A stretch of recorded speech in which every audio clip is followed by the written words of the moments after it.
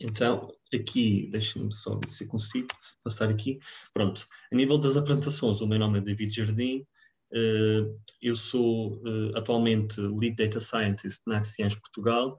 A Axians é uma empresa do grupo Vinci Energies, que por sua vez faz parte do grupo Vinci. Vocês devem conhecer o grupo Vinci, ou pelo menos nos aeroportos, eles têm muitas concessões nos aeroportos, construíram a ponte Vasco da Gama em Portugal, ok? E a Axians é o ramo das IT para o grupo da Vinci Energies, ok?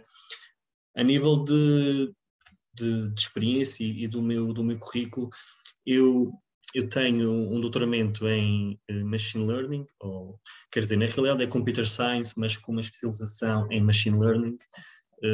Antes disso, ou antes, eu trabalhei como engenheiro de software da Microsoft durante 6 anos, e enquanto estava na Microsoft surgiu a oportunidade de fazer o doutoramento numa parceria entre a Microsoft e o meio académico. Eram as tais chamadas bolsas nas empresas. Okay? Mas para mim foi muito bom, foi uma excelente oportunidade. Na altura, a Microsoft tinha lançado o Kinect, que é uma câmara de género 3D, e o meu doutoramento foi fazer reconhecimento do que é que as pessoas estão a fazer usando esse tipo de câmaras. Pronto. Depois comecei a trabalhar na Axians como Data Scientist, após ter terminado o doutoramento, e pronto, já estou cá há 4 anos e estou a gostar imenso. Temos tido projetos super interessantes que já vos vou falar sobre os mesmos um bocadinho mais à frente. Sou da Madeira, ok? Estou cá na Madeira neste momento. Eu já estava na Madeira mesmo antes da questão da pandemia, ou seja, sou um adepto de trabalhar remotamente. Já mesmo quando estava na Microsoft, já tinha conseguido nos últimos 2 anos negociar com o meu chefe e vir voltar para a Madeira, mas adoro o continente, adoro Lisboa. Tive aí 9 anos entre estudar e trabalhar, e tenho saudades de ir aí. Vou aí na próxima quinta-feira. Já não viajo já há mais de um ano. Vamos ver como é que as coisas vão correr. Ok, então estas são as apresentações. Agora vamos falar dos projetos. Eu trouxe 3 projetos que nós desenvolvemos cá na empresa. O último é o que está relacionado com a área de saúde e ainda está na sua fase inicial, ok? Então, o primeiro projeto que eu vos trago aqui chama-se Helix Nebula. E o que é o Helix Nebula? O Helix Nebula é uma plataforma que foi desenvolvida para ajudar a área das utilities a fazer manutenção nas suas infraestruturas, ok? O caso específico que eu trago aqui é relacionado com as torres elétricas, ok? E o que é que consiste aqui esta plataforma? Existe um processo que tem que ser feito pelas pessoas que fazem manutenção a estas estruturas, que é, de X em X tempo, eles têm que ir ao terreno, tirar fotos, ver qual é que é o estado das estruturas, corrosão, se tem alguma coisa dobrada, se tem alguma coisa fora do sítio, se tem alguma coisa danificada, ok? E o use case que nós nos focamos aqui foi a datação da corrosão. Porquê? Porque hoje em dia, juntamente com as fotos que os operadores tiram, também estas empresas já começam a usar drones para navegar no campo e sobrevoar estas infraestruturas e tirar milhares de fotos. Okay? E o processo, na altura e quase atual em quase todo o lado, é terem uma pessoa a olhar para estas imagens uma a uma e ver, esta aqui vai ter que ser feita manutenção, esta torre não, ok? Então aqui a ideia foi nós usarmos algoritmos de inteligência artificial para fazer esta classificação de forma automática, ok? Se tiverem dúvidas ao longo da apresentação podem interromper, por favor, e eu agradeço porque eu às vezes começo a falar e entro em modo automático, está bem? Esta imagem aqui é só representativo do trabalho manual que teve que ser feito, ou seja, nós tivemos que pegar num conjunto de imagens, que chamamos isso um dataset, e alguém teve que anotar manualmente estas áreas que estão aqui a vermelho e as áreas que estão a verde. Qual é que é a ideia aqui? É nós ensinarmos um algoritmo o que é corrosão e o que não é corrosão. Com esse dataset anotado, ok, nós pegamos em todas as imagens e passamos essas imagens por um género de lentes, de filtros diferentes. E nós ensinamos ao algoritmo o seguinte, ok, aqui a corrosão na primeira imagem original tem este aspecto. A corrosão numa imagem preto e branco tem este aspecto.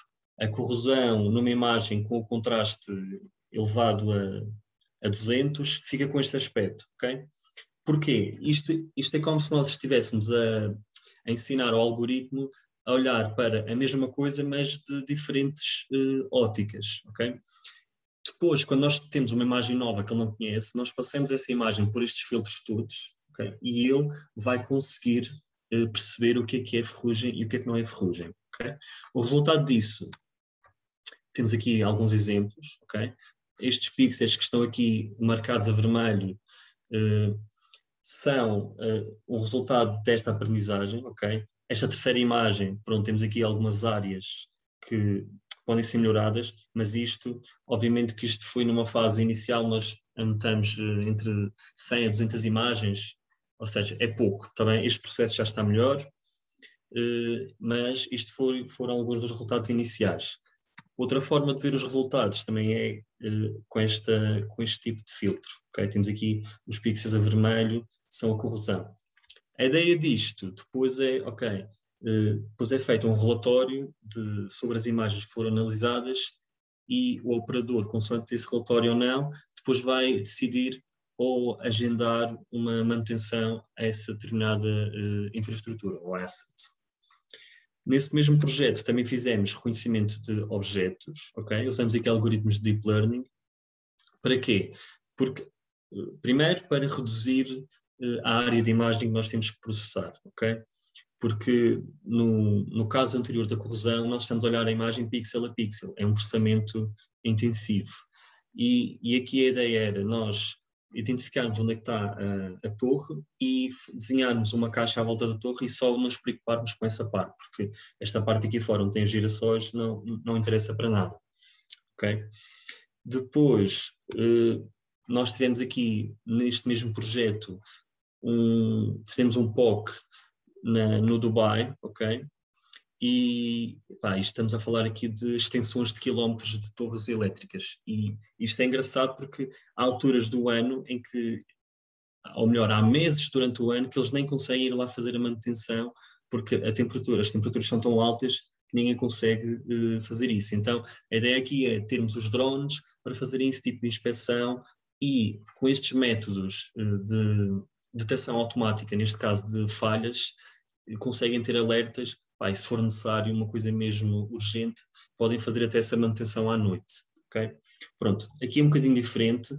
Aqui o que nós temos que fazer foi recolher um conjunto de imagens, alguém teve que desenhar umas caixinhas à volta daquilo que era um defeito e depois treinamos o algoritmo novamente com isso, ok? Pronto, vocês vão perceber-se de um padrão aqui na minha conversa que é alguém teve que anotar as imagens ou os dados, ok?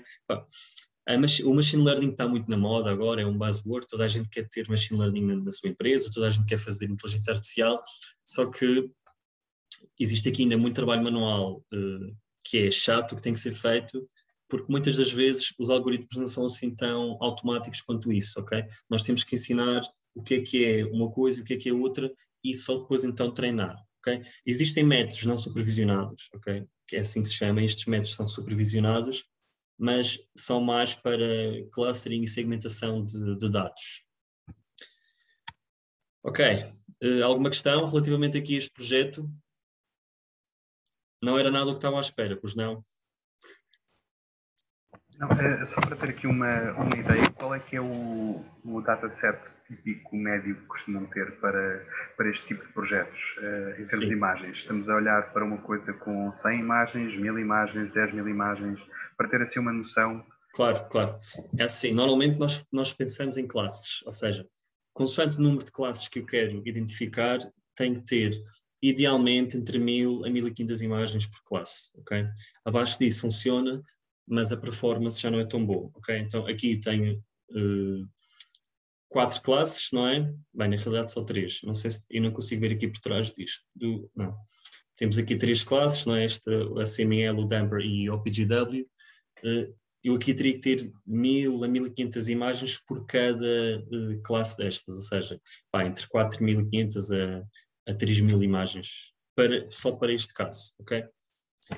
Pronto, já existem ferramentas que ajudam a fazer essa anotação, já existem até empresas que vendem esses serviços, ou seja, eu tenho um conjunto de imagens que eu não quero anotar e posso subcontratar esse serviço a outra empresa, pago X cêntimos por cada imagem que é anotada e no fim eles entregam-me isso tudo anotado, ok? Já existe um mercado à volta disso.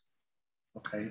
Isto não é também passível de ser algoritmizado, ou seja, não conseguimos encontrar aqui um ponto de equilíbrio no qual o esforço manual, por exemplo, medido em custo homem-hora, para tirar estas fotografias consegue ser equilibrado com depois o benefício que vai ser retirado de ter estas fotografias na qualidade que elas vão acrescentar ao modelo?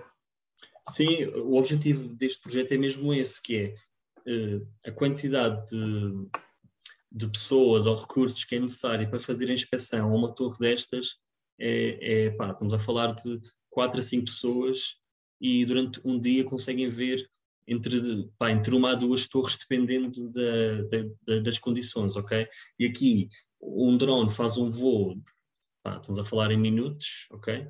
Retira todas as imagens que necessita e depois essas imagens são automaticamente processadas pela plataforma. Okay? Depois, no fim, eles só recebem tipo um relatório a dizer, ok, esta infraestrutura tem que ser efetuada a manutenção urgentemente ou não. Okay? A ideia é mesmo essa. Aqui o custo-benefício deste projeto é mesmo esse. Não é retirar o trabalho às pessoas, ok? Não é isso, porque a mesma manutenção tem que ser feita. Mas mesmo até a nível de segurança, porque eles têm que subir estas torres para inspecionar as zonas mais elevadas, tem uma vantagem nesse sentido. Ok. Segundo projeto que eu trago aqui, este é um projeto que foi feito para a AML, vocês conhecem, em Lisboa, e aqui o objetivo deste projeto é, usando câmaras, perceber a ocupação de um parque de estacionamento. Okay? Vocês devem conhecer aquelas soluções que existem nos centros comerciais, costuma ter uma luzinha verde por cima do lugar de estacionamento quando o sítio está livre e uma vermelha quando está ocupado. Pronto, o que é que isso obriga? Obriga a que por cada sítio ou cada lugar de estacionamento seja colocado um sensor desse género e que faça essa medição do espaço. Aqui o objetivo era, usando 3 ou 4 câmaras, que fica muito mais barato, tentar fazer a mesma coisa, e depois o utilizador tem uma aplicação móvel da EML, onde tem lá os diferentes parques de estacionamento da EML, isto era o objetivo final. E depois nós conseguimos mapear estes sítios, estes lugares de estacionamento, num mapa para a aplicação. Pois a pessoa, imaginem, vai sair de casa, onde é que eu vou estacionar? Onde é que tem mais lugares livres? Okay? E dessa forma consegue ter esta informação em tempo real. Ok, aqui temos um vídeo, exemplo disso, ou seja, temos aqui uma câmara, as bolinhas vermelhas é a indicação de que o sítio está ocupado, está bem? Nós estamos a fazer isto também usando algoritmos de Deep Learning, para fazer o reconhecimento dos objetos. Aqui o objetivo era detectar os carros nas passadeiras, também fizemos isso, ou seja, detectamos os carros estacionados nos lugares onde devem estar, mas também em zonas onde não podem estar estacionados. Okay? E aí, nesse caso, era lançado um alerta para, por exemplo, o operador que está na cabine à entrada do parque de estacionamento. Okay? Deixem-me ver aqui, tenho outro exemplo aqui. Pronto, aqui neste caso já temos mesmo a fault, entre aspas, a aparecer, ou seja, vai aparecer ali F1, que é, ok, pronto, esta pessoa não pode estar a estacionar aqui.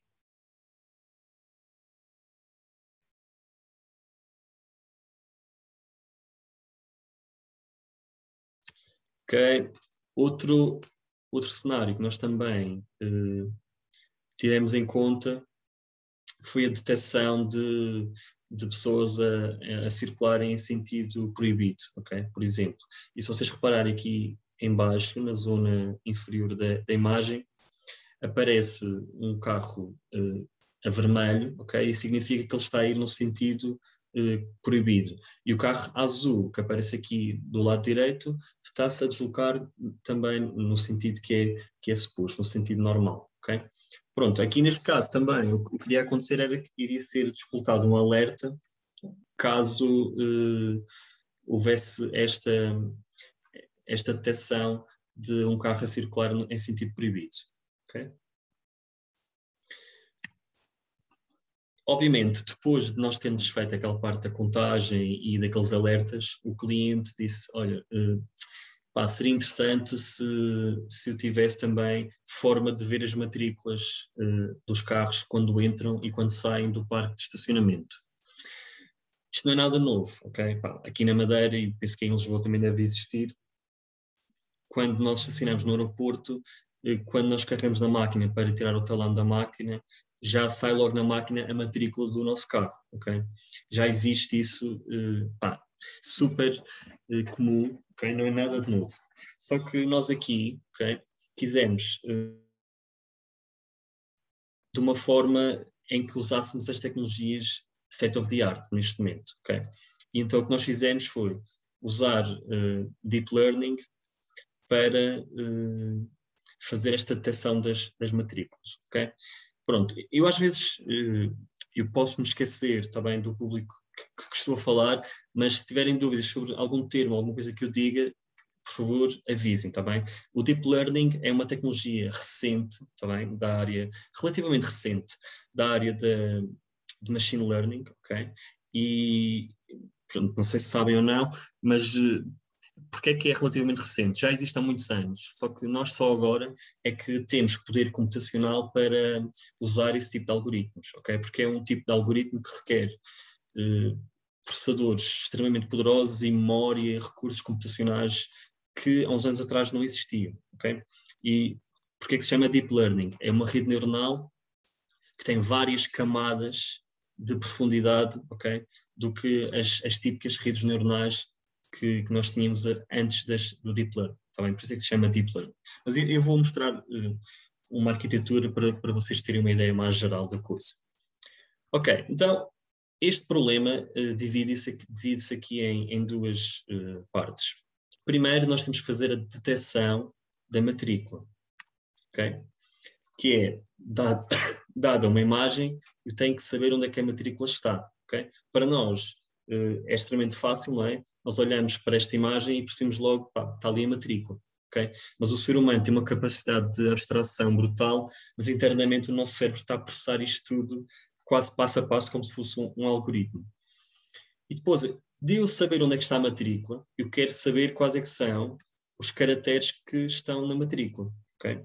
E aqui entra o Optical Character Recognition, que é dada esta matrícula, eu quero extrair os caracteres, o E, o P, o S, ok? E por aí adiante. Então, a nível de arquitetura, aquilo que nós propusemos utilizar, está bem? É uma coisa que chama-se YOLO. O nome parece uma piada, mas significa que you only look once, ou seja, apenas olhas uma vez, mas o tipo que fez este paper, ele tem imensa piada, e se vocês procurarem por isto, o artigo que ele publicou com esta tecnologia, ele até unicórnios meteu no paper, porque, sério, o homem tem, o rapaz tem imensa piada e ele leva isto muito na desportiva. Nunca tinha visto um paper científico com unicórnios e smileys e coisas do género. Mas pronto, mas a verdade é que toda a gente usa isto, ou seja, isto hoje em dia é o melhor algoritmo e o melhor método para fazer detecção de objetos. As grandes companhias, tipo Microsoft, Google, Amazon, nos seus pipelines de inteligência artificial, todas suportam este algoritmo, ok? Por isso, é impressionante. E depois, o Keras. O Keras é uma framework para programar algoritmos de deep learning, ok?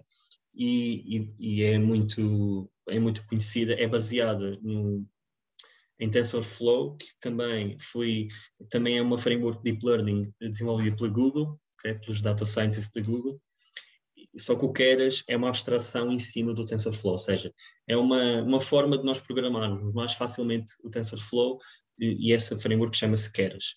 Alguém já ouviu falar alguma coisa disto que eu estou aqui a falar? Não. Ok, pronto. Sim, Keras nem por isso. Ok. Bom. Então, primeiro, problema que era a detecção das matrículas. Nós tínhamos aqui uma necessidade, não é? Tal como aqui o Diogo também já fez aquela pergunta, quantas imagens é que eram necessárias para fazer esta detecção? Então, idealmente, nós precisamos de entre 1000 a 1500 imagens, ok, para fazer a detecção, só que não existem datasets públicos que possam ser usados de forma gratuita, assim que seja comprado, de matrículas europeias, ok? Então, o que é que nós fizemos? Construímos um script que é um web scraper, e isto o que é que faz? Pesquisa a internet, neste caso por imagens de matrículas com uma licença em específico, que é a Creative Commons, que é uma licença que significa que nós podemos usar para fins comerciais, ok? E esse código, esse script, ao fim de algum tempo, vai gravando essas imagens para uma pasta e nós, quando chegamos a 1500 imagens, paramos, analisamos algumas, algumas não serviam, mas a maior parte sim. Este era o exemplo das imagens, só que se vocês repararem, temos aqui matrículas que nem sequer são europeias, ok? E nós pensamos, isto vai ser um problema, não é? Este Volkswagen aqui amarelo, isto não é uma matrícula nada semelhante à nossa. Mas mesmo assim, ok? Uma grande vantagem desta área de Machine Learning, ok? É a capacidade de abstração e generalização. E o que é que isto significa? Eu podia programar um algoritmo, ok, à mão para tentar detectar uma matrícula do meu carro, ok? Mas só do meu carro numa foto em específico. Só que a grande vantagem do Machine Learning é que, como nós damos-lhe um exemplo, ou melhor, milhares de exemplos da mesma coisa, ele torna-se robusto o suficiente para, se ver uma imagem relativamente diferente, ele diz, olha, isto não é bem aquilo que eu estou habituado a ver, mas é muito parecido, então às tantas é uma matrícula, ok? E foi isso que aconteceu. Também, mesmo com estas matrículas todas diferentes, qualquer matrícula europeia que nós tentamos fazer a detecção funciona, ok? Pronto, novamente, temos que anotar aqui manualmente 1500 imagens, ou seja, com o rato desenhar aqui estas caixinhas à mão, está bem? Isto é uma seca, os meus colegas, por acaso eu não fiz isto, foram os meus colegas que estão a fazer, safame, mas temos que fazer isto, ok? E pronto, depois foi basicamente alimentar o Yola com estas imagens anotadas, aquilo demora, imagina, algumas horas a treinar, e ao fim dessas horas tenho um fecheiro que é um modelo que, se eu lhe perguntar, olha, vê esta imagem que está aqui e diz-me se é uma matrícula ou não. Ele vai-me responder sim ou não, com uma probabilidade de acerto. Okay? Segunda fase do problema, o reconhecimento das matrículas. Okay? E este aqui já é mais complexo. Idealmente, nós precisamos de entre 10 a 15 mil imagens. Okay? Só que aqui o problema era muito pior, que é, nós tentamos arranjar 1500 imagens, não conseguimos encontrar matrículas portuguesas, porque aqui já importa o tipo de matrícula, porque até o tipo de letra muda de matrícula para matrícula, e o algoritmo tinha que aprender o nosso tipo de letra, ok, em português, e aquela sequência de caracteres alfanuméricos que compõem as nossas matrículas. Por isso, aquela técnica de termos um script que faz este web scraping não era possível para este caso. E como nós também não queríamos pagar, mas é assim, nós procuramos e não encontramos nenhum dataset mesmo pago desta dimensão para matrículas portuguesas. Então o que é que nós fizemos? Vamos inventar o nosso dataset, ok? E usando algoritmos de visão por computador, ok? O que é que nós fizemos? Tiramos umas fotos de matrículas reais, arranjamos umas imagens também online, ok? vocês conseguem ver aqui nestas imagens onde eu apaguei os números, ok? Tipo esta aqui do canto de cima. Eu não sei se consigo pôr aqui tipo um laser ou... Deixa-me ver. Ok, penso que é isto, é o spotlight. Ok? E então, apagamos aqui os números, ok? E eu pensei assim, epá, isto agora vai ser só arranjar uma forma de colocar aqui os números, mas com a ordem supostamente correta, em que as matrículas são formadas, ok? E eu pensei que, pá, isto vai funcionar, ok? Pá, testei isto logo, não sei se foi com 100 mil matrículas, ou seja, 100 mil imagens geradas. O modelo ficou, pá, várias horas a treinar, e quando eu vou testar isso com uma foto do meu carro, pá, nada, ok? Zero. Aquilo não funcionou e disse, epá, isto o que é que se passa aqui? Então o que é que acontece? Quando tiramos uma foto, ou mesmo uma câmera, quando o carro passa pela câmara, a imagem sofre distorção, sofre ruído, pá, pouca luminosidade ou mesmo luminosidade a mais, pá, as matrículas estão sujas, ok? Então o que é que eu pensei?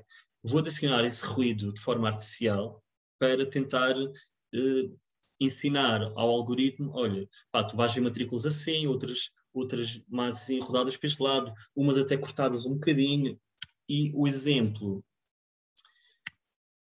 dessas matrículas artificiais, ok, e que vocês às tantas, pá, parecem matrículas verdadeiras ou não? O que é que acham?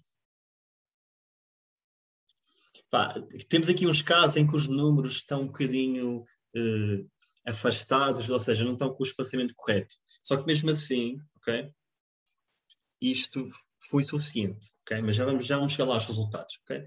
Então já tínhamos o nosso dataset artificial gerado, ok? Então a nível de arquitetura que nós tínhamos para resolver este problema, tínhamos primeiro redes neuronais convolucionais, que é um algoritmo, um subalgoritmo de deep learning, para fazer a detecção da matrícula. Depois temos aqui outro tipo de algoritmo que chama-se Recurrent Neural Network, que é uma rede neuronal recorrente, e isto basicamente é uma rede neuronal que tem presente o contexto de memória, ou seja, estes bocadinhos de imagem que vocês estão aqui a ver cá em baixo, ele começa a olhar para a imagem em bocadinhos, ok? E à medida que ele vai fazendo a detecção, ele sabe o que é que já viu para trás, ok? E neste caso estamos a usar um tipo de rede que vê do início para o fim e do fim para o início. Porquê? Porque as matrículas são geradas com uma lógica, ok? Os números e as letras não são escolhidas de forma aleatória. É uma sequência, ok? E então, facilmente, se ele começasse a construir uma matrícula, ele já sabia que os últimos dois números ou o último número só poderia ser um determinado caractere, ok? E isto aumenta de forma brutal a performance do algoritmo. Depois aqui do lado direito, eh, aparece esta janela aqui do Zoom, à frente, onde com o vídeo, com o nosso vídeo, ou nem Não. por isso. Não, ainda bem, tudo bem. Era só para perceber se isto aparecia aqui do vosso lado. E depois temos aqui, finalmente, outro algoritmo, ok? Que o que está aqui a ser feito, esta imagem cá em baixo é tipo uma matriz de ativação e os pontinhos negros é o que é que ele acha que em cada segmento aqui desta imagem com as caixinhas amarelas, cada segmento representa que número, ok? Por exemplo, aqui a primeira linha corresponde aos espaços, ou seja, a matrícula tem aqueles espaços, bem, os traços, peço desculpa. A última linha é que é o blanco que corresponde aos espaços, ok? Pronto. Esta é a rede, a arquitetura genérica ou high level. Agora, como é que isto a seguir é feito ou como é que isto em código é feito? Ok. Isto é a arquitetura detalhada. Pronto. Eu por acaso pensei, ponho isto ou não, porque obviamente que não é o objetivo perceber o que é que está aqui, mas por um lado achei interessante mostrar-vos isto e o que é isto. Estas são as diferentes camadas por onde uma imagem vai ter que passar para ser processada, ok? Por estes algoritmos, até que vai chegar aqui ao fim, ok? E vamos ter um conjunto de caracteres com uma probabilidade que ele vai dizer assim, olha, eu acho que essa imagem que tu passaste aqui tem estes caracteres 79, BB, 89, por exemplo, ok? Pronto. E isto aqui isto é feito no Keras, ok? E nós programamos em Python, fazemos, eu por acaso não tinha aqui nenhum exemplo, mas depois existe uma forma de ler esse código e esse código depois gera este diagrama, também que é a arquitetura da rede. Agora, eu também coloco aqui este slide porque eu acho que é interessante para nós percebermos, ok, estes algoritmos estão aqui a olhar para aquelas imagens, mas como é que os algoritmos veem a imagem? Okay? E estas imagens aqui são estes filtros da rede convolucional, é como o algoritmo olha para as imagens, ou seja, ele tenta, é parecido àquilo que nós fizemos para a corrosão, mas ele aplica estes filtros às imagens, ok? E depois nós não conseguimos perceber isso, mas o algoritmo vai conseguir perceber que existe aqui um padrão diferente que é gerado consoante os números que existem na matrícula, ok? E depois, no fim dele olhar para estas imagens todas com estes filtros, ele faz uma previsão do que é que ele acha que está a ver, ok? Pronto. Outra questão interessante aqui é a parte do treino, ok? E eu acho que às vezes as pessoas não têm noção que treinar algo deste género, mas pronto, eu também, reparem, eu falei entre 10.000 a 15.000 imagens e eu ataquei logo aqui com 300.000 imagens. Estamos a falar de uma ordem de grandeza muito superior. Mas porquê? Porque a Axians em Paris tem uma máquina destas, que chama-se uma DGX Station, ok? Isto é uma máquina que, para quem joga aqui jogos de computador, ok? E que tem um PC em casa com uma gráfica XPTO, pá, imaginem uma coisa do género, mas 100 vezes melhor, ok? Esta máquina custa 200.000 euros, tá bem? E mesmo assim, reparem, para treinar isto com estas 300.000 imagens, levou vários dias, ok? Isto foi uma coisa do género, eu coloquei isto a treinar na sexta-feira e só ficou pronto tipo quarta-feira ou quinta-feira da semana seguinte, ou seja, ficou aqui treinar, treinar, treinar, treinar, pronto. Quais é que foram os resultados deste treino? Aqui nós temos accuracy, que é a percentagem de acerto ao longo do tempo do treino, ok? E nós conseguimos ver que o que interessa aqui é a linha azul, tá bem? Que são as imagens de teste. Nós normalmente quando fazemos treinos em Machine Learning, nós dividimos o dataset em duas partes. Uma parte de treino, que é a parte que ele vai aprender, e depois dividimos o restante em teste, que é um conjunto de dados que ele nunca viu durante o treino e que nós queremos saber como é que ele se vai comportar para tentar fazer a classificação ou a inferência desses dados de teste, ok? E se vocês repararem, mesmo assim, ele aqui desceu, mas nós temos a possibilidade de escolher o melhor resultado. Temos aqui percentagens quase de 1 ou de 100%, ok? Em nível de accuracy. E depois a loss, o objetivo destes algoritmos é diminuir ou minimizar a perda. Quanto mais baixa for a perda, significa que melhor é o algoritmo a fazer a classificação. Então, qual é que é a performance disto com imagens geradas de forma artificial? Temos aqui estas imagens artificiais, ok? Temos a previsão e o valor verdadeiro. Podem ver que está exatamente igual, mas agora o verdadeiro teste, reparem, isto foi treinado com imagens artificiais. Não houve uma única fotografia de um carro real, está bem? Como é que isto se comportou com imagens reais? Andei eu pela vizinhança a tirar fotos aos carros dos vizinhos, ok? Mas se vocês repararem, funciona super bem, ok? Isto para imagens. Depois, até para vídeo, está bem? Não é este vídeo.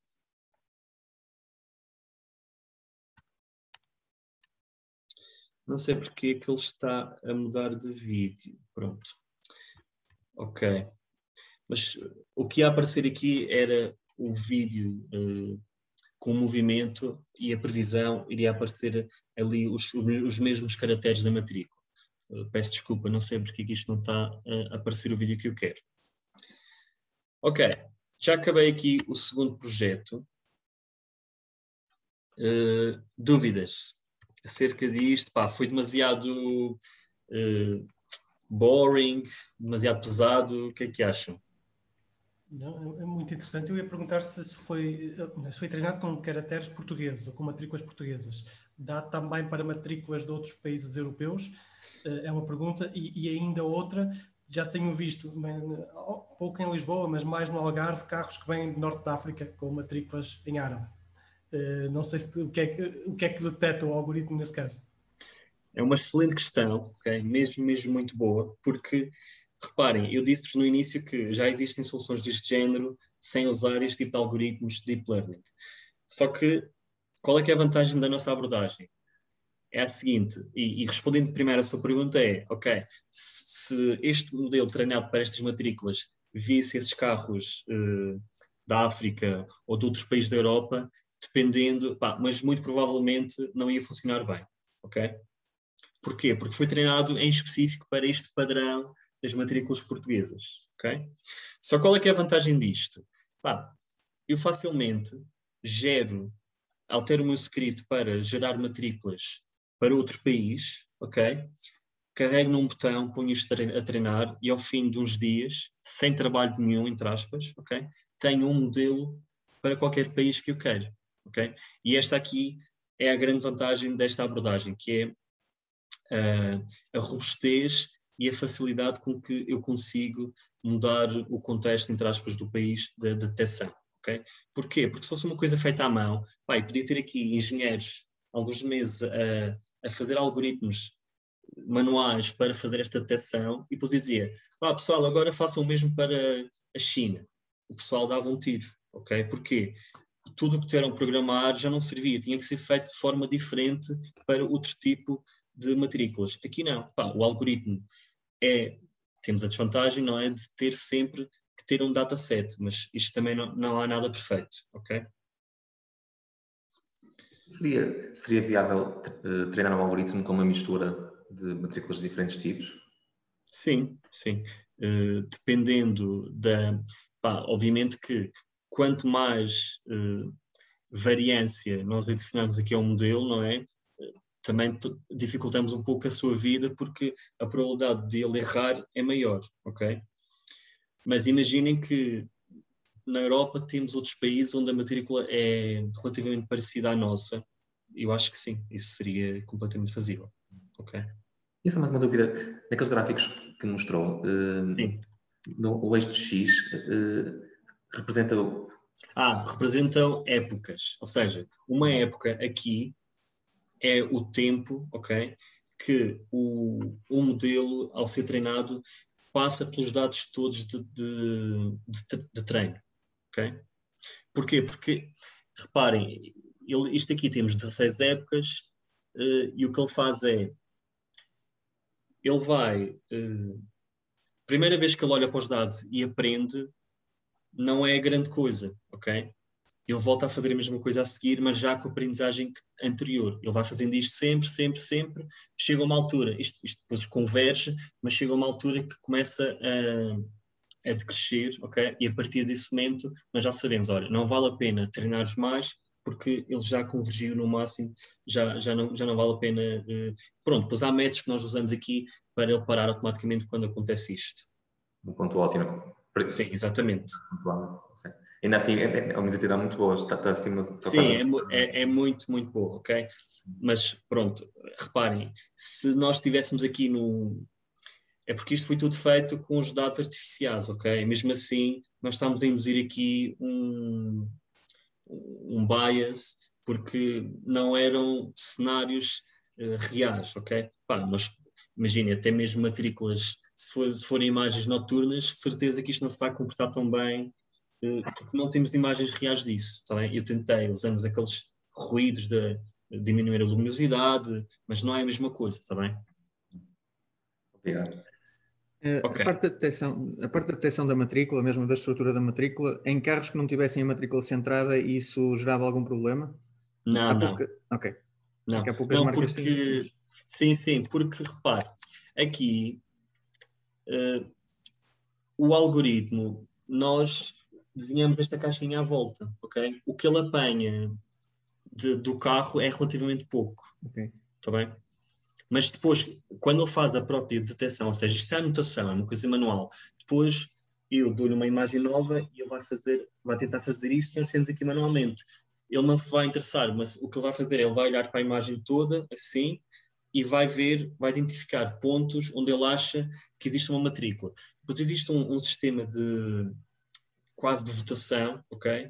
Que ele diz, olha, esta área da imagem parece-me aquela onde está a matrícula. E é dado um scoring com uma probabilidade, e obviamente quando for mais próximo de 1 ou de 100%, mais certeza ele tem que a matrícula está nessa zona. Ok, obrigado. O Manuel está a pensar no Alfa Romeo, não é? Que esta deve ser a única marca. Não, há mais marcas que têm ao lado, mas assim frequente é a Alfa Romeo, de facto. Sim. E aquelas carrinhas comerciais, as traseiras também às vezes têm na porta. Sim, mas não, isso não tem problema nenhum, ok? Eu ainda tinha aqui mais uma questão, se puder ser. Sim. Falou das Convolution Neural Networks e Recurrent Exato. Neural Networks naquele slide, e depois tinha mais um que era as CTCs, que percebi que era um Connectionist Temporal Classification, para classificação temporal.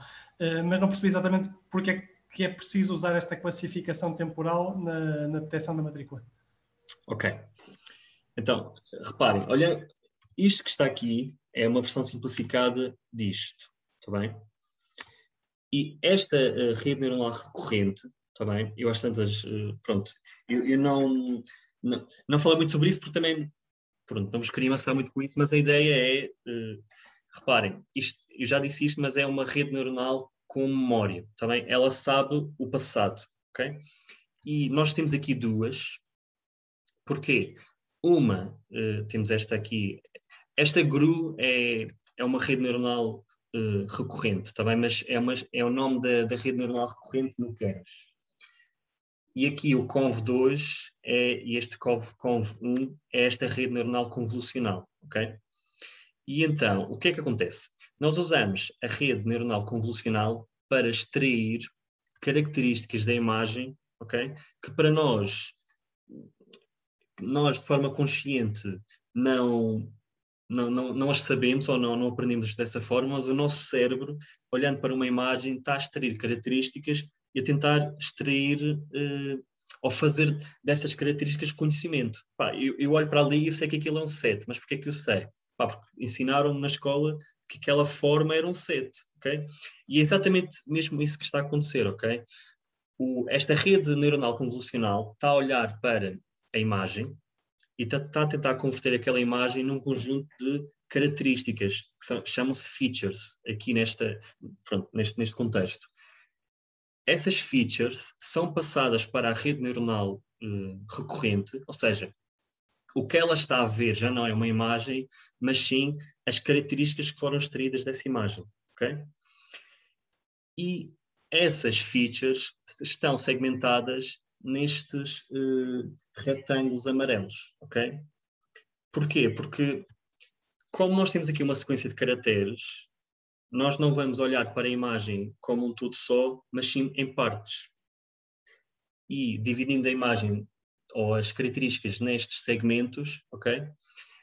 A rede neuronal vai gerar um conjunto de probabilidades para cada segmento destes. Ele vai dizer assim, olha, a probabilidade de no segundo segmento estar ali um 7 é de 80%, ok? E depois a probabilidade de estar ali um 1 é de 20%, por exemplo, ok?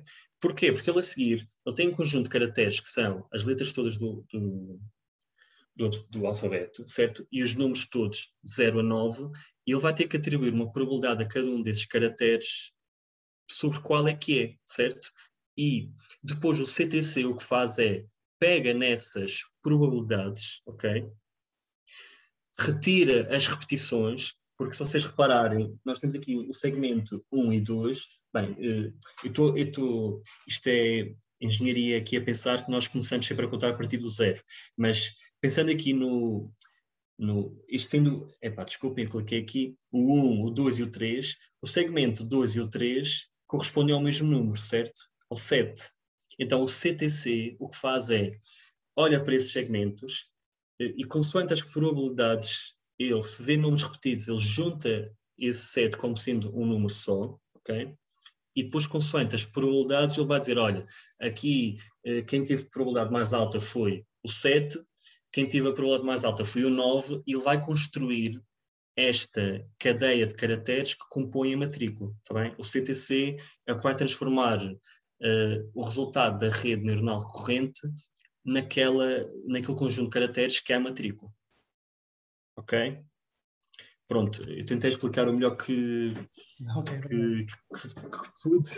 Espero que tenha sido útil. Já foi útil, obrigado. Ok. Mais alguma questão aqui relativamente a isto? Ou podemos avançar para o que realmente interessa? Ok. Então, nós, na altura do Covid, quer dizer, estamos na altura do Covid, mas no ano passado, na altura do primeiro confinamento, eu tive interesse nisto por razões óbvias, não é?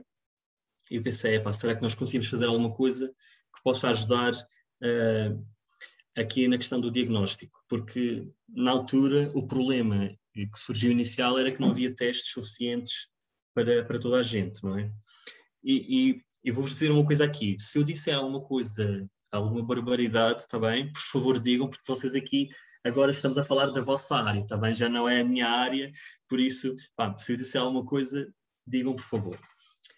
E então, nós aqui na empresa temos uma política, entre aspas, interna, que cada colaborador, pelo menos na nossa unidade, tem que fazer artigos de comunicação para o exterior, ok? E eu, na altura, em março, fiz um artigo que falava sobre a possibilidade de usar imagens de raio-x para fazer o diagnóstico ou a detecção do Covid-19. Pronto, e seguiu-se. Penso que um mês ou dois depois recebemos aí um e-mail na empresa a dizer que o Estado estava a financiar projetos de investigação relacionados com o Covid. Okay? Então eu vi aquilo e disse, isto é uma ideia que podemos aproveitar aquele artigo que eu tinha feito uns meses atrás. Concorremos a foi uma coisa do Estado, ok? Concorremos a essa candidatura e ganhamos o projeto, ok? E aqui a ideia do projeto, qual é que é? Obviamente que a seguir a minha ideia inicial foi alterada, tá bem? Mas já vamos ver como, mas a ideia aqui é como é que nós podemos usar imagens raio-x, ok? E análises também, ou dados moleculares extraídos a partir da saliva, para diagnosticar e encontrar um prognóstico para a Covid-19, ok? Pronto. Este slide está desatualizado. Eu ontem à noite estive a atualizar isto, mas parece que falhou qualquer coisa. O número de casos globais já está acima dos 150 milhões, por isso isto foi uma coisa que eu fiz em dezembro, acho eu, interno para a empresa, por isso, pronto, estão a ver que as coisas têm crescido a um ritmo alucinante. Mas já agora, este programa doutoral, neste momento, as pessoas que estão a assistir já são todas médicos ou como é que é aqui o público-alvo? O background é muito variado, mas eu até diria que a maior parte deles nem sequer, alguns são profissionais de saúde, mas nem sequer são de medicina. Eu não sei qual é a estatística deste ano. Boa. Muitos deles vêm de outras áreas variadas, que sejam profissionais de saúde ou não, mas já todos tiveram o contacto com aquilo que são os métodos, o contacto com aquilo que são a qualidade de dados. Portanto, eles já deviam conseguir orientar-se bastante nestas coisas, porque já tiveram um semestre inteiro, certo? Não vos estou a sobrevalorizar muito, para não, acho que tudo é verdade. Já todos tiveram. A diferença aqui é que nós, para além dos 6 alunos que são efetivamente do ramo de análise de dados, também temos os alunos que estão no outro ramo, que este ano é o ramo de políticas de saúde, e portanto podem ter um perfil um bocadinho diferente. Mas como o primeiro semestre, primeiro trimestre em particular, mas também o segundo, é muito de uniformização, portanto eles mesmo sendo do outro ramo, levaram na mesma com as aulas básicas de métodos e de dados, e então eles deviam estar familiarizados com esta parte. Alguns são profissionais de saúde, incluindo médicos, outros vêm de outros backgrounds variados. Por isso estamos aqui muita diversidade, certo? Isso é bom, isso é bom. Ok, pronto. Eu tenho aqui estes slides para fazer um bocadinho de contexto, está bem? Não é? Mas acho que todos nós já sabemos a situação. Só que, reparem, aqui atualmente não existem pelo menos 2 testes diferentes para a Covid-19. Temos o teste viral, okay, que indica se nós temos atualmente uma infecção, okay, e depois temos o teste de anticorpos que supostamente diz-nos, okay, eu até tenho medo de falar sobre isto porque aqui o pessoal... Ok, temos o teste de anticorpos que supostamente diz-nos se nós já tivemos uma infecção no passado. Okay. Agora, dentro do teste viral, okay, nós temos os 2 testes que, pronto, eu não sei se... Eu já fiz o teste da Zaragatou, não é? Temos este teste e depois temos o teste também, pode ser feito, neste caso, o teste de anticorpos feito com sangue, okay, através do sangue. Só que existe ainda uma terceira forma de fazer o teste, que é através de uma amostra de saliva, ok? E é aqui que entra a Católica como parceiro nosso neste projeto, ok?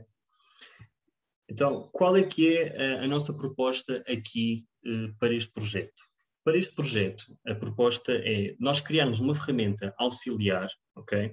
E isto aqui também é interessante eu falar sobre isto com pessoas que sejam mesmo da área de medicina, porque o que nós temos visto é que os profissionais de saúde têm um bocadinho de resistência a este tipo de ferramentas, ok? Pronto, não sei se aqui será verdade ou não, mas se for até, eu gostaria de falar sobre isso e saber porquê, mas eu percebo, obviamente, que estamos a falar de vidas e que deixar isso na responsabilidade de um algoritmo ou de uma máquina é diferente, ok?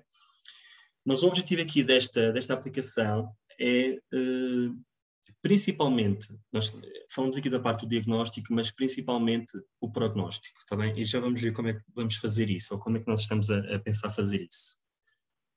Porque já existem, na altura quando eu fiz esse artigo, existia um dataset a nível mundial com 50 imagens de raio-x de pessoas infectadas com Covid, ok? 50 imagens não é nada. Hoje em dia, ok? Hoje, estamos a falar de mais de um ano depois, já existem vários datasets com milhares de imagens, ok? Que isso para a investigação é brutal. No entanto, mesmo se essas imagens não forem suficientes, ok? A nossa ideia aqui qual é que é? Nós vamos treinar um modelo para classificar aqui 2 tipos de pneumonia, ok? E vocês podem perguntar, mas eu quero ver o Covid-19, porque é que estás a treinar um modelo para detectar pneumonia, seja bacterial ou viral, ok?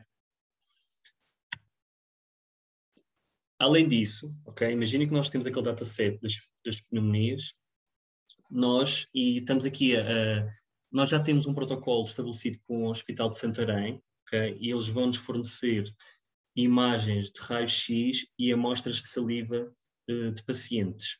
A nossa ideia é, nós vamos ter um conjunto de imagens recolhidas de datasets públicos e depois vamos ter um conjunto mais pequeno, um subset de imagens recolhidas a nível nacional, ok? Mas para essas imagens nós vamos ter a amostra de saliva respectiva, ok? Vamos ter aqui 2 tipos de dados. Então, primeira coisa que nós vamos fazer é criar um dataset com as imagens públicas e depois criar um dataset mais pequeno com as imagens que nós vamos recolher nos hospitais cá a nível nacional. Como essas imagens são em número reduzido, okay? Porque nós tentamos vários hospitais e não tivemos resposta positiva da maior parte, okay? Porque principalmente estão preocupados com as questões dos dados, okay? De proteção dos dados dos pacientes. O que nós fazemos normalmente em Machine Learning, quando temos poucos dados, aplicamos uma técnica que chama-se Data Augmentation. E aqui, em que é que consiste? Nós pegamos numa imagem original e aplicamos aqui várias transformações na imagem, de forma a que o algoritmo pense que é uma imagem diferente, mas na realidade não é, ok? Mas imaginem, se eu aqui aplicar uma rotação, depois aplico espelhar a imagem, aumentar o tamanho da imagem, adicionar algum ruído, ou alterar a luminosidade, eu estou a aumentar, normalmente fazemos isto numa escala de tipo entre 4 a 5 vezes, ou seja, se eu tivesse um dataset com 100 imagens, usando esta técnica passava a ter 400 ou 500 imagens diferentes, ok? Que para nós vão ser muito parecidas, mas para o algoritmo vão ser imagens diferentes. Obviamente que isto tem um limite, não é? Eu não posso fazer isto, tentar fazer isto muitas vezes, porque aí sim o algoritmo vai dizer, as imagens que estás-me a dar são iguais, ok? Depois dessas imagens, tal como eu já disse, desses pacientes que nós vamos recolher o raio-x cá, também vai ser recolhido uma amostra de saliva, ok? E aqui entra o trabalho do laboratório de investigação que chama Salivatec. Não sei se já ouviram falar, ok? Que é um laboratório faz parte da Católica, ok? Mas eles trabalham em investigação relacionada com a saliva, ok? E o que é que eles fazem? Eles pegam nessa amostra da saliva, ok? E nós temos um portal onde os profissionais de saúde, não sei quem vai fazer essa submissão dos dados, ok? Vão colocar lá a imagem do raio-x, ok? Vão preencher um pequeno formulário com informação sobre, por exemplo, há quanto tempo é que a pessoa está infectada, quais são os sintomas, alguns hábitos alimentares, ou, por exemplo, se fuma, ok? Esse tipo de questões. E nós vamos colocar depois esses dados num dataset, mas a saliva vai ser transformada também nós chamamos isso de dados tabulares, mas pensem como se fosse um Excel, ok? Onde para cada amostra de saliva, eles vão ter um valor para diferentes proteínas e consoante esse valor, ou esses valores das diferentes proteínas, nós esperamos identificar ali alguns padrões. Ok? Agora, voltando aqui um bocadinho àquilo que eu já disse atrás, nós vamos ter dois datasets. Um dataset grande, com imagens, até podem ser de Covid e de pneumonia, ok? E depois vamos ter o nosso dataset mais pequeno. E a ideia aqui é usar uma técnica chamada de transferência de aprendizagem, ok? E esta técnica normalmente é usada quando nós não temos imagens ou dados suficientes para treinar um modelo. E o que é que nós fazemos? Treinamos inicialmente esse modelo num cenário parecido, semelhante, e é aqui que entra as imagens da pneumonia, ok? Quando esse modelo estiver com uma performance boa, ok? O que é que eu vou fazer? Eu vou voltar a retreinar esse modelo, mas agora vou-lhe passar as imagens dos pacientes que foi feita a recolha das imagens e da saliva cá a nível nacional, ok? Então reparem, o modelo teve uma aprendizagem anterior num conjunto mais genérico de imagens, ok? Para ele tentar ter uma ideia mais geral do que é que ele está a tentar observar, e depois o que é que nós fazemos? Dizemos assim, olha, tu agora vais-te focar neste caso em específico, e ele vai conseguir usar a aprendizagem anterior para este novo problema, ok? Isto chama-se transfer learning. Existe aqui, se eu vos conseguir dar um exemplo disto, ok? Existe um caso muito conhecido que chama-se o taxi problem, ok? Em aprendizagem automática, que é machine learning em português, que é o seguinte: nós temos um agente que é um táxi, ok? E esse táxi tem que aprender a apanhar um passageiro e a deixar o passageiro no destino que o passageiro quer chegar, ok? E o que é que se faz neste problema?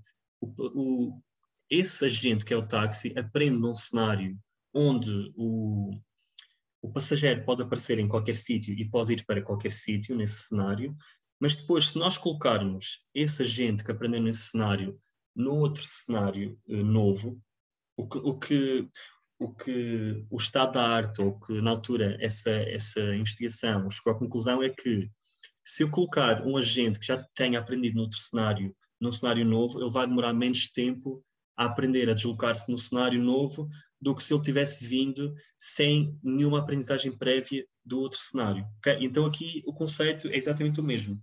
Nós vamos ter as imagens que estão anotadas com a pneumonia, okay? Vamos treinar esse modelo, okay?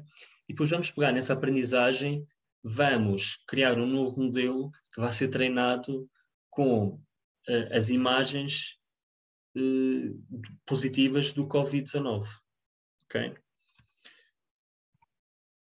Como é que isto a seguir é feito? Pronto, eu aqui tenho um diagrama a mostrar um bocadinho o que é que são as redes neuronais convolucionais, ok? Basicamente, nós temos aqui estas caixinhas ou estes retângulos são as diferentes camadas da rede neuronal, ok? E a imagem ou outro tipo de dado qualquer entra aqui, onde nós temos aqui a parte do input, ok? É processada, são feitos uns cálculos matemáticos, ok? E o resultado desses cálculos matemáticos são passados para a camada seguinte, ok? Pronto, esta rede chama-se densely porque são são camadas densas. O que é que significa? Que as camadas que estão à frente recebem o conhecimento das camadas anteriores, está bem? Pronto, a vantagem disto é que as características, imaginem no caso das imagens de raio-x, ok? Que as lesões nos pulmões que nós queremos efetivamente identificar, que são as features mais importantes, com este tipo de rede nós temos a certeza que essas são as features que vão passar de camada em camada, e quando chegamos aqui ao fim, ok? Temos a certeza que o modelo vai estar a olhar para essas características que diferenciam uma imagem de uma pessoa diagnosticada com Covid ou uma pessoa que não tenha sido diagnosticada ou que não tenha Covid-19. Okay?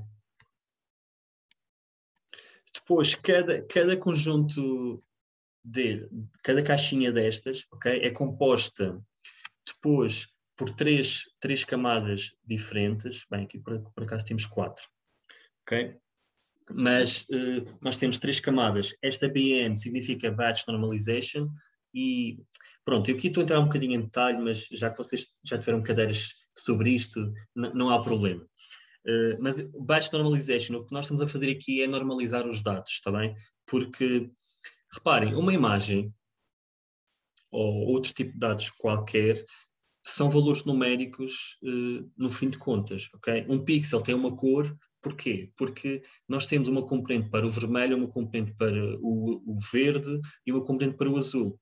E nós, quando falamos aqui em normalizar, nós estamos a converter esses valores numéricos todos para valores entre 0 e 1. Okay? Porquê? Porque os modelos conseguem aprender muito melhor estas características se os dados estiverem normalizados. Porque nós podemos ter, imaginem, uma imagem que é toda preta e aí o valor dos pixels seria 0 e depois teríamos uma imagem toda branca que o valor dos pixels seria 255, ok? Se nós normalizarmos isso, vamos estar a falar de valores entre 0 e 1, ok? Mesmo a nível de cálculos, a quantidade de memória que é necessária também é muito inferior. Pronto, depois temos aqui a seguir a Relu Activation Function. E o que é isto? Isto é uma função, tá bem? Que basicamente funciona como sim ou não. Que é, depois de fazer esses cálculos matemáticos, se o resultado desse cálculo matemático estiver acima de um determinado valor, esse valor vai passar para a camada seguinte. Ou seja, é uma feature que nós vamos querer aprender. Se esse cálculo matemático estiver abaixo de um determinado valor que esta função está a validar, essa feature não vai ser passada para a camada seguinte, vai se perder. E é desta forma que nós diferenciamos o que é realmente importante nos dados ou na imagem daquilo que não interessa. E pronto, e depois finalmente temos aqui a layer da rede convolucional, que o que ela está a fazer, eu por acaso tenho aqui uma imagem que mostra isso. Bem, eu tenho um slide para cada um destes tipos, mas reparem, aqui a normalização, temos aqui um exemplo destas linhas, onde nós podemos ter valores diferentes e depois os outliers e os picos são mais visíveis, mas se nós tivermos aqui a normalização a ser feita, temos sempre valores dentro do mesmo intervalo, okay? Entre 0 e 1. Isto traz várias vantagens, okay? Principalmente os modelos aprendem mais rápido e também reduz o overfitting. E o que é o overfitting? É quando nós treinamos um modelo para um determinado problema e depois aquele modelo está tão viciado naquele caso em específico que se ele mostrar algo diferente, ele vai dizer que já não é aquilo que ele está a tentar detectar, ok? Imaginem as matrículas, se eu treinasse um modelo só com a matrícula do meu carro, ele para o meu carro ia funcionar perfeito, ok? Mas se eu treinasse isso, mas se eu agora dissesse, olha, agora diz-me qual é a matrícula daquele carro, ele ia dizer que era a minha, ok? Isto aqui é o overfit. Aquela questão aqui da função de ativação era pronto, isto pode ser explicado aqui com um gráfico e neste caso é muito simples, que é tudo o que for positivo é uma feature que eu quero passar para a camada seguinte. Tudo o que for negativo dos cálculos matemáticos que são feitos naquelas camadas, eu quero ignorar, está bem? E pronto, e isto aqui é como eu vos disse, a vantagem ou o que isto faz é filtra ou seleciona aquilo que realmente importa nos dados, está bem? E finalmente, a parte das redes neuronais convolucionais e a camada convolucional, eu não sei se a palavra convolução existe em português, eu não tenho a certeza, ok? Existe, pronto.